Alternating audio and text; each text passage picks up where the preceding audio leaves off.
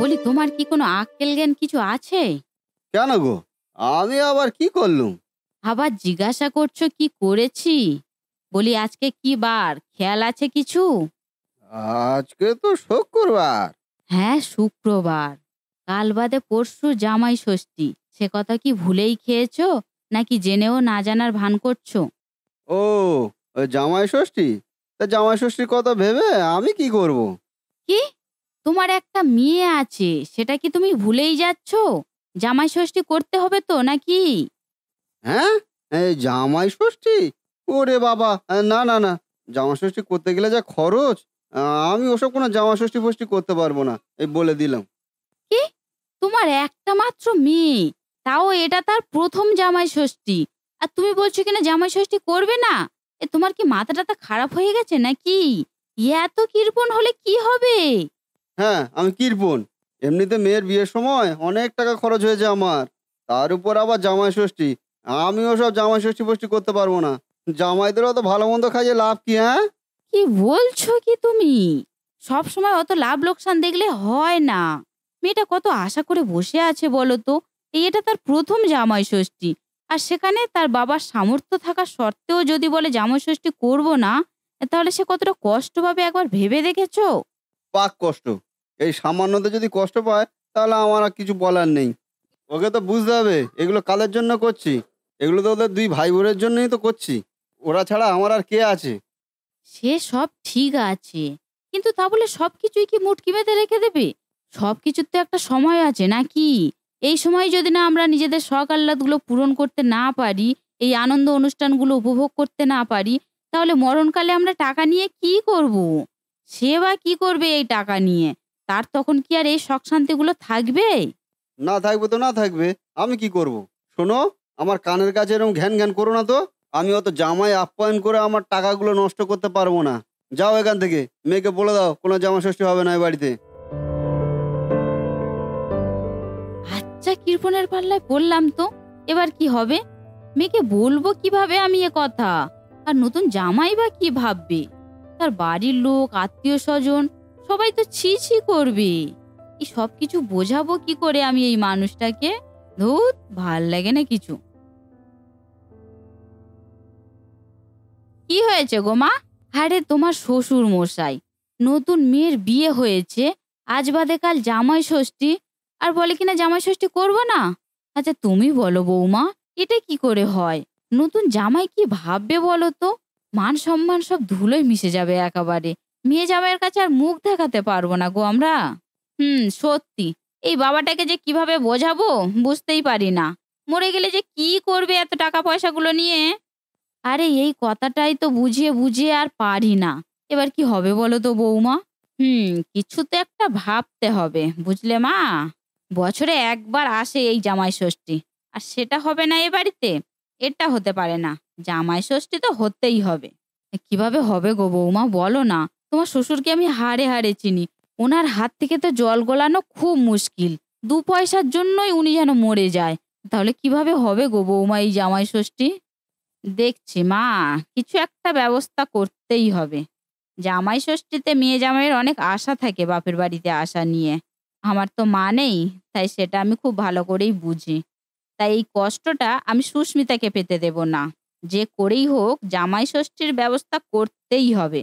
আর সেটা আমাদের শ্বশুর মশাই করবে। শুধু আমাদের একটু মাথা ঘামাতে হবে, এই আর কি। যা করার তাড়াতাড়ি করো না বৌমা। আর মাঝখানে মাত্র একটা দিন সময় আছে। জামাই ষষ্ঠী করতে না পারলে মান সম্মান আর কিছু থাকবে না গো। হুম শোনো তাহলে মা, কি করতে হবে বলে দিই। বেশ, যা বলছো তাই হবে। দেখি তোমার শ্বশুর মশাই রাজি হয় কিনা। কই গো? শুনতে পাচ্ছ? ১ কাপ চা দিয়ে যাও। আরে, খালি হাতে এসেছো? চা কোথায়? চা দিতে বললাম তো। না না না না, চা খাওয়া যাবে না। বাপ রে বাপ, চা করতে গেলে যা খরচ হয় জানো তুমি? আরে ১ কাপ চা করতে গেলে কি এমন খরচ হবে? হবে না? কি বলছো কি তুমি? গ্যাস খরচ করে তাতে জল দিতে হবে, আবার চিনি, আবার আদা দিতে হবে। তারপরে আবার চা পাতাও দিতে হবে। এত টাকা খরচ করে চা করার কোনো মানেই হয় না। খেতে হবে না গো চা। এবার থেকে একটু সংসারী হও, বুঝলে? যা বাবা, নিজে খরচ করার জন্য মাথা খারাপ করে দেয় আমার, আর সেখানে বলছে কি না সংসারী হতে। ব্যাপারটা কি? তবে যাই হোক, কথাটা কিন্তু ভালোই বলেছে। চা খেতে গেলে যে এত টাকা খরচ হয় তা আমি তো কোনোদিন ভেবে দেখিনি। না না না, আজ থেকে তাহলে চা খাওয়া বন্ধ করে দিতে হবে। অনেক টাকা সেভ হবে তাহলে। কি গো, আজকে কি রান্না করেছো কই দেখি? রান্না? রান্না তো হয়নি আজকে। মানেটা কি? তাহলে কি খাবো? খিদেতে নাড়ি চোঁচো করছে। বৌমা, কি করছিলে এতক্ষণ? রান্না হয়নি? কি যে বলেন না বাবা আপনি! রান্না করতে গেলে কত খরচ হয় জানেন তো? এত সবজি, মাছ কিনে, গ্যাস খরচ করে, হাঁড়ি কড়া নষ্ট করে, তারপর খেয়ে আবার হজমও করে দিতে হবে। এই এত কিছু করে খাওয়ার কোনো মানেই হয় বলুন তো বাবা? তার থেকে একটু জল মুড়িই খেয়ে নিলেই হয়ে যাবে। শুধু, শুধু এত টাকা খরচ করে লাভ কি বলুন? তা বলে মুড়ি খেয়েই কাটাতে হবে? যা ইচ্ছা হয় তাই করো। কবে থেকে যে তোমরা শাশুড়ি বৌমা এত সংসারী হয়ে গেলে আমি বুঝতেই পারছি না। যাই তাহলে মুড়ি খেয়েই কাটিয়ে দিই।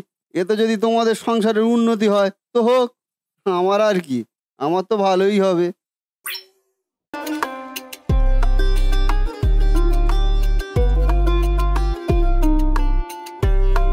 কি গো, সন্ধ্যাবেলা রুটি হয়েছে নাকি তাও হয়নি?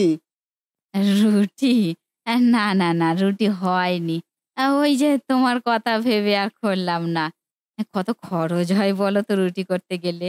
গ্যাস পুড়িয়ে। থাক, আর বলতে হবে না, বুঝে গেছি। তোমাদের মতলবটা কি বলো তো? কি চাইছো কি তোমরা দুজনে? বেশি কিছু নয় বাবা। ওই যে কালকে তো জামাই ষষ্ঠী। তাই এই দুদিনের খাওয়া খরচটা বাঁচিয়ে যদি জামাই ষষ্ঠীর বাজারটা হয়ে যায়, তাহলে তো বেশ ভালোই হয় বলুন? আচ্ছা, এই তাহলে তোমাদের আসল মতলব। হ্যাঁ, ওই আর কি। তোমার কথা ভেবেই তো দুদিন রান্নাটা বন্ধ করলাম। তোমার ভালো মন্দটা আমরা ছাড়া আর কে বুঝবো বলো?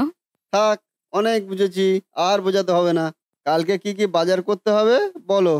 হ্যাঁ, হ্যাঁ, আমি এক্ষুনি বলছি। বৌমা, খাতা পেনটা তাড়াতাড়ি একটু নিয়ে এসো না। লিস্ট করতে হবে তো। হ্যাঁ মা, আমি এক্ষুনি আনছি। বাবা, আবার লিস্টও করতে হবে?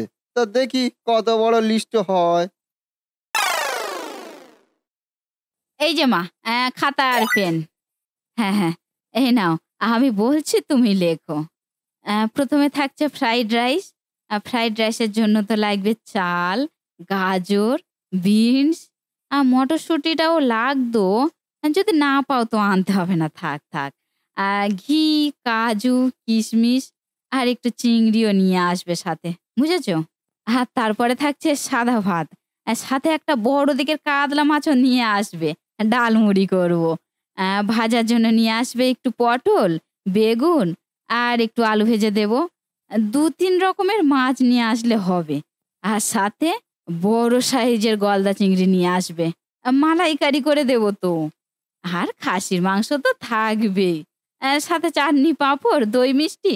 ব্যাস এইটুকু। আর কিছু নয়। এইটুকু? আর কিছু না? না, আর কিছু নয়। ও হ্যাঁ, মেয়ে জামাইয়ের জন্য কিন্তু নতুন শাড়ি জামা নিতে ভুলো না। আচ্ছা, তারপর? আর কিছু? না, না, আর কিছু নয়। ওগুলো আনলেই হবে।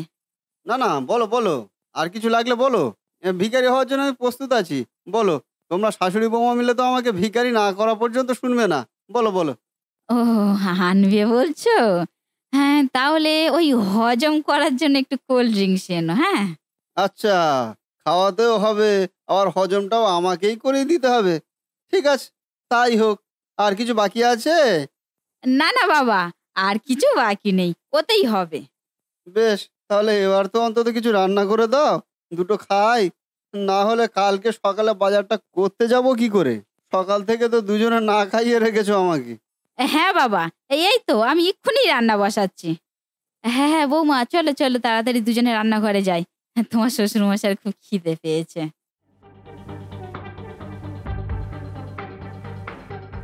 ইয়েস! কেমন দিলাম বলো মা? দারুণ দিয়েছো বৌমা, দারুণ দিয়েছো। তোমার বুদ্ধিটা অসাধারণ ছিল। এবার ভগবানের ইচ্ছায় কালকে সবকিছু ঠিকঠাক ভাবে মিটে যেতে পারলেই হয়। মিটে যাবে গো মা, মিটে যাবে। সবকিছু ভালোভাবেই মিটে যাবে। আমি আছি না? সত্যি বৌমা, তুমি ছিলে বলে, না হলে তোমার শ্বশুর মশাইকে তো আমি কোনো মতেই রাজি করাতে পারতাম না।